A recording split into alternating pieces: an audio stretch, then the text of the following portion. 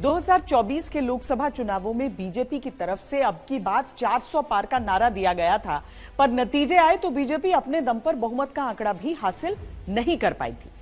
विपक्ष ने इस मुद्दे पर खूब घेरा, लेकिन बीजेपी ने उस नतीजे के बाद अपने आप को जैसे संभाला और आम चुनावों के बाद से कमोवेश हर विधानसभा चुनाव में शानदार प्रदर्शन किया।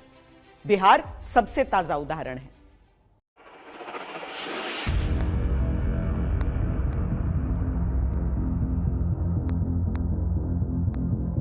बहुमत से पीछे रह जाने की कसक चेहरे पर साफ नजर आ रही थी, लेकिन यह मन खुद को आगे की रणनीतियों के लिए तैयार कर रहा था।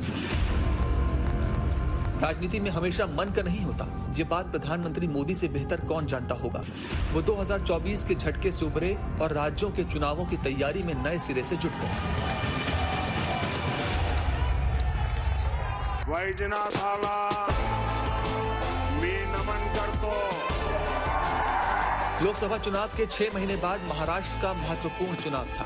विपक्ष को लगा कि चोट खाई बीजेपी को उबरने में वक्त लगेगा। जय भवानी।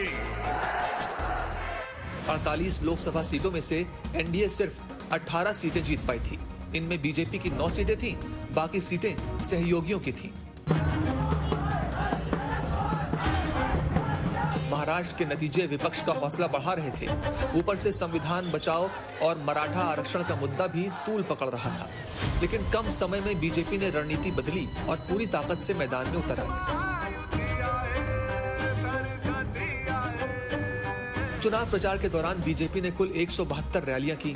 इनमें पीएम मोदी ने 9 रैलियों को संबोधित किया था। उन्होंने 106 विधानसभा सीटों को कवर किया था।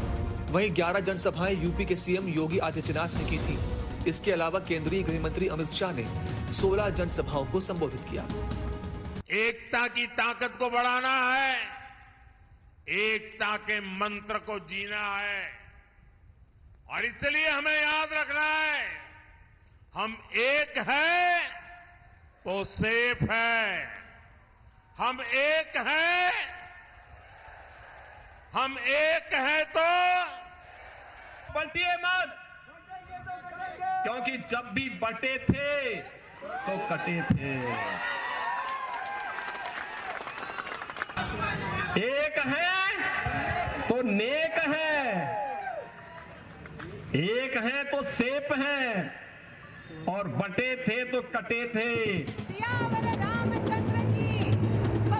मोदी सरकार की नीतियां भी जमीन पर उतारी और सिर्फ 6 महीने में तस्वीर बदल गई। महाराष्ट्र में एनडीए यानी महायुति गठबंधन ने 288 में से 235 सीटों पर जीत दर्ज की, जिसमें अकेले बीजेपी ने 132 सीटों पर रिकॉर्ड विजय प्राप्त की।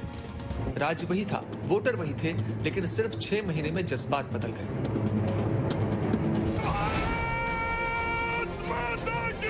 यही कहानी हरियाणा की भी है। हरियाणा में बीजेपी ने 10 में से सिर्फ 5 सीटें ही जीती थी। फिर आए विधानसभा चुनाव। हरियाणा में कोई एनडीए या बीजेपी की जीत मानने को तैयार नहीं था। ऊपर से किसान आंदोलन और पहलवानों के मुद्दे विपक्ष जोर शोर से उछाल रहा था। प्रधानमंत्री मोदी ने यहां भी प्रचार का जिम्मा आगे बढ़कर संभाला और सारे कयासों को बेकार साबित करते हुए हरियाणा में बीजेपी को ऐतिहासिक जीत दिला दी।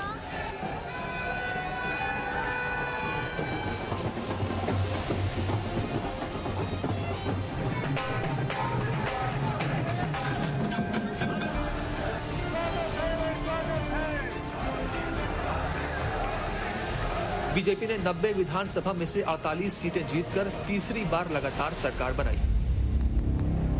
बीजेपी को सबसे बड़ा डेंट उत्तर प्रदेश में लगा था। 2024 के आम चुनावों में बीजेपी को यूपी में 80 में से सिर्फ 33 सीटें मिली। इंडिया गठबंधन फायदे में रहा, यहां तक कि समाजवादी पार्टी को बीजेपी से ज्यादा सीटें मिली। इस हार ने मोदी योगी दोनों की कुशलता पर प्रश्न चिन्ह लगा दिए। यूपी में हालांकि 2027 के विधानसभा चुनाव होंगे, लेकिन उससे पहले 9 विधानसभा सीटों पर हुए उपचुनावों ने विपक्ष की धज्जियां उड़ा दी। 9 सीटों पर हुए उपचुनावों में बीजेपी ने 7 सीटें जीती।